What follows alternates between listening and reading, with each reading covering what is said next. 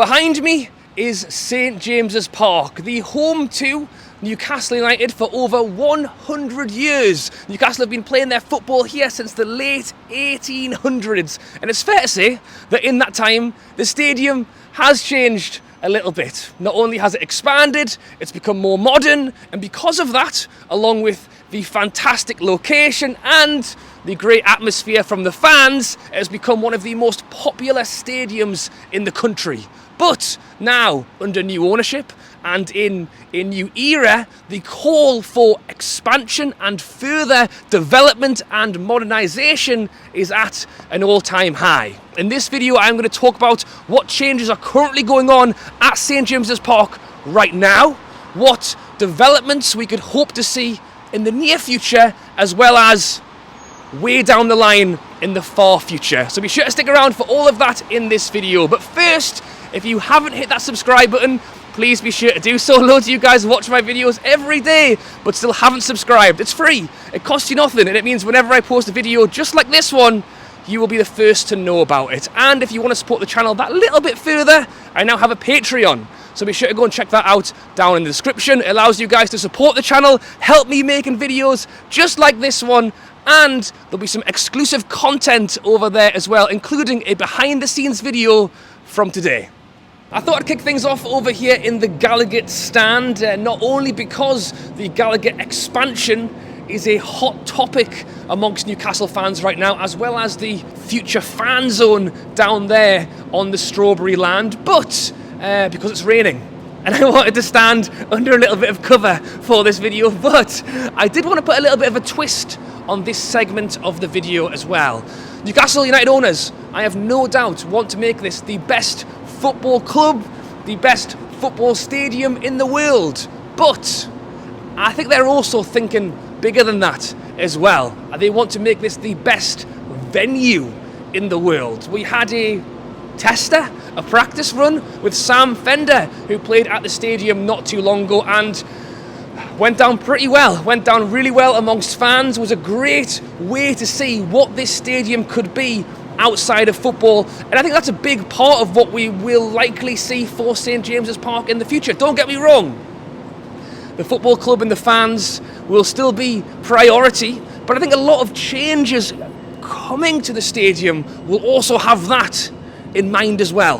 How can we also improve this to really make this an even bigger city centre hub than it already is, and if making it more applicable to bands, singers, gigs, boxing events, you know, who knows? I think the owners will definitely have that in mind, and I think a big part of that is that down there, the cellar fan zone. We've spoken about this quite a lot, and I still can't see any building work down there, so I'm hoping it's on its way very, very soon. But the hope to kind of not just expand the stadium right here, but the grounds of the stadium as well, bringing in some food, drink, entertainment, not just before match days, although I really hope to see that. We saw Shay Given do a virtual chat to a number of fans not too long ago. Could we have live ex-players down there doing chats as well? And then you think on a bigger scale, gigs, venues, can that be a hub for pre-drinks before people make their way in to a stadium for a gig as well? It's not just the football, it's really expanding the stadium and giving so many future options. So really hoping to see that very, very soon. And then of course, the expansion of the Gallagher Stand as well. That is something that I think is definitely on the radar, but maybe slightly further down the road. I've spoken about this a lot, so I won't go into it too much in this video, but again, the troubles with the road and a few other things, I think that's a big factor as to why they've gone ahead and decided to do the fan zone. I think to be able to expand the stadium as quickly as the fans wanted to was going to be tough. But let's not forget, Darren Eales is here, and he has spoken publicly about what he hopes to do for the fans. They've even got a new job role available on the website. It is a new hospitality events manager. So you have to say they're putting things in place to really try and make this the best stadium and club and venue it can be. And as we talk about new staff coming into the stadium, I think they might have some plans on where they're going to put them as well. Welcome to Newcastle United's car park is not a sentence I thought I would really be saying in one of these videos, but it is for good reason. It's not just so I can stand underneath this tree while it's raining.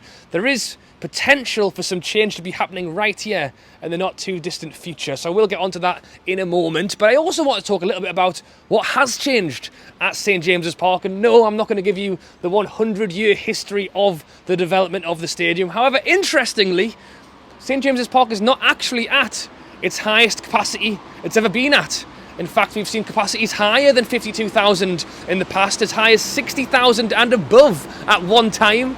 So it just shows, that just because you make it that little bit bigger and change a few things around doesn't mean that you always get more seats. Having said that, health, safety, and a few other things have changed a lot since then. But yeah, that was an interesting fact for you there. Really, what I want to talk a little bit about was what has changed more in the last couple of years. As I've mentioned at the start of this video, since the new owners came in and really we entered kind of a new era with Newcastle United, they have started doing things. And what I would say, what they've done first is the simple things. Let's get the nice and easy stuff done first, from moving Alan Shearer's statue back onto stadium land in front of the club, to changing the 9 bar back to Shearer's bar. And I think a part of that is obviously making progress with the club and with the stadium, but it's also getting the fans on side.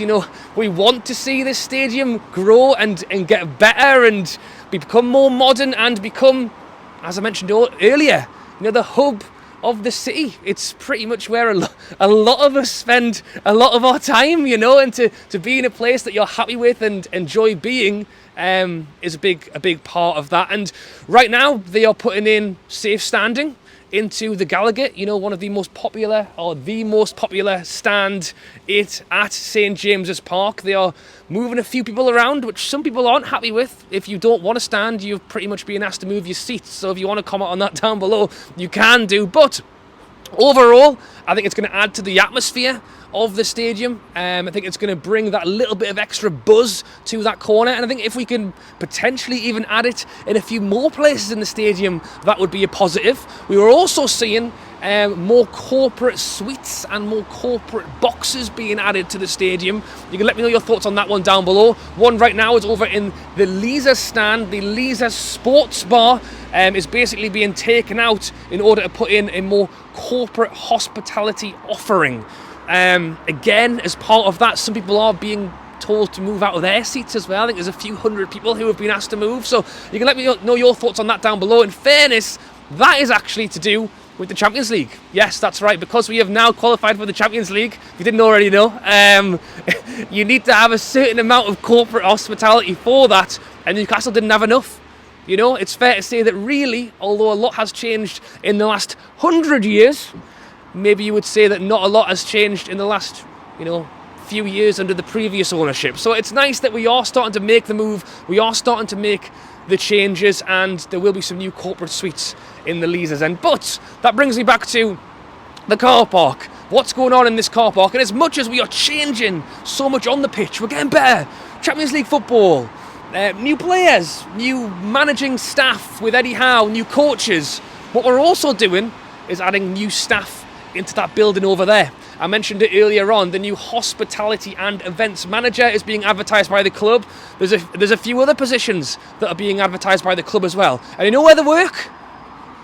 They work in there. They work in there. They work in St James's Park. It's not just a football stadium. It's also an office. It's where Murdad and Amanda have chats around, the water fountain or whatever. That's where they go for their coffees in the morning, and they sort out the football club. What's also happening, it's getting pretty busy in there. And what they also need is office space. I would not be surprised if we actually saw this car park potentially change into some office blocks or some sort of officing for the club. It's overflowing with new staff, and if you think we have 2, 3